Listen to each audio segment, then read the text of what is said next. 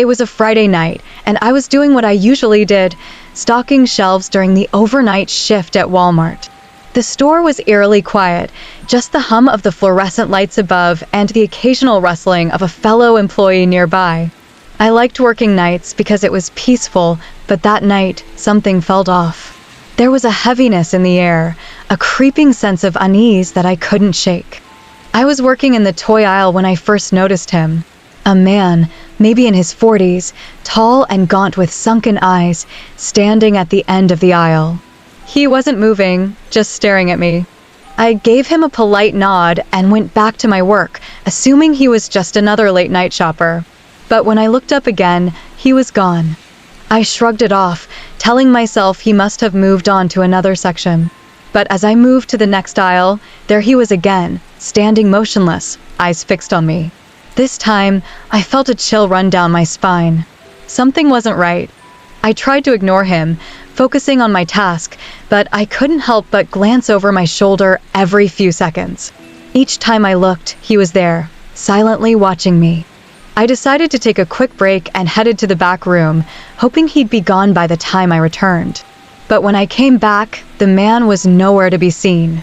Relieved, I went back to stocking shelves, but the feeling of being watched never left me. As the night wore on, I started hearing strange noises, soft footsteps, a faint whispering sound, like someone was just out of sight. My nerves were on edge, and I kept checking the security monitors, but nothing seemed out of place. It was around 3 a.m. when I saw him again. This time, he was closer, standing just a few feet away, his eyes hollow and dark. He didn't say a word, just stared at me with an intensity that made my skin crawl. My heart raced as I backed away, but he didn't move. I turned and ran, not stopping until I reached the break room. I told my supervisor what had happened, but when we checked the security footage, there was no sign of the man. It was as if he never existed. But I know what I saw, and I'll never forget the way he looked at me, like he was seeing right through me. I quit my job at Walmart a week later. I couldn't handle the fear that had taken root inside me, the constant feeling that I was being watched. I still have nightmares about that man, his cold, dead eyes following me wherever I go. I don't know who or what he was, but I'm certain of one thing: he wasn't human. It was a slow evening at Walmart, the kind where time drags and you're counting down the minutes until your shift ends. I was working in the back, sorting through the day's deliveries, when I noticed something strange. Among the usual shipments, there was an unmarked box, plain brown with no labels, no shipping information, nothing. Curiosity got the better of me, and I decided to open it. Inside was something that sent a jolt of fear through me: old, black and white photographs, hundreds of them, all showing the same thing: people standing in various locations inside a Walmart store, but their faces were missing. They weren't blurred or scratched out, there were just empty spaces where their faces should have been. I felt a cold sweat break out as I sifted through the photos. Some were of customers, others of employees, but none of them had faces. My hands trembled as I picked up one photo that looked familiar. It was of the electronics section, and I could see myself in the background, my back turned to the camera.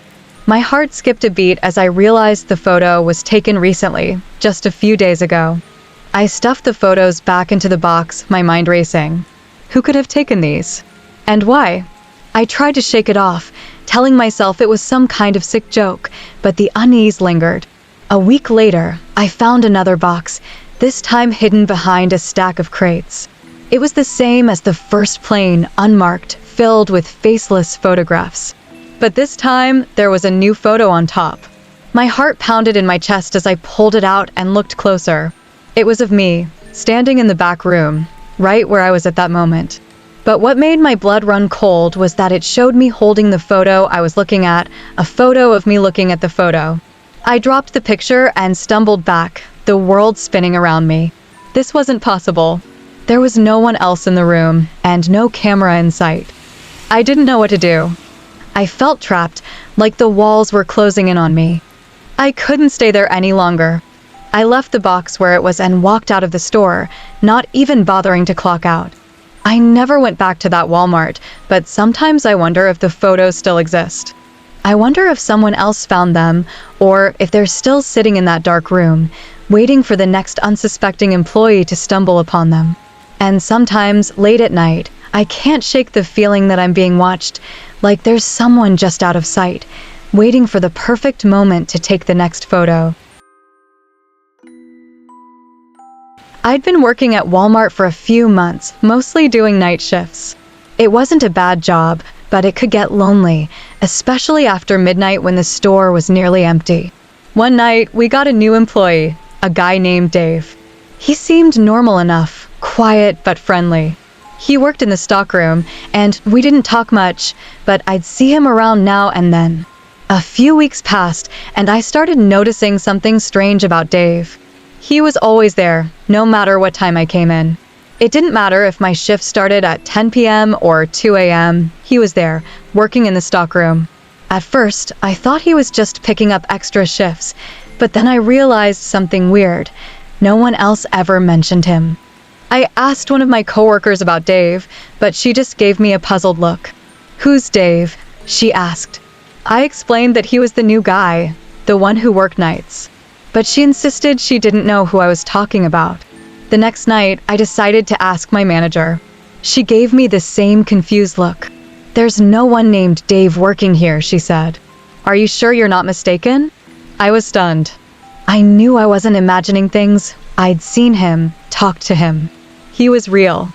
I went to the stockroom that night, determined to find him and figure out what was going on. But when I got there, the room was empty. The shelves were neatly stocked, everything in its place, but there was no sign of Dave. I stood there for a while, feeling a growing sense of unease. Then I noticed something that made my blood run cold, a small, dusty name tag lying on the floor. I picked it up and stared at the name engraved on it, David. I felt a chill run down my spine.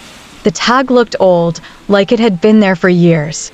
But that didn't make any sense. Dave was new, wasn't he? I put the name tag back and left the stockroom, my heart pounding. I didn't know what to think, but I knew something wasn't right. I never saw Dave again after that night.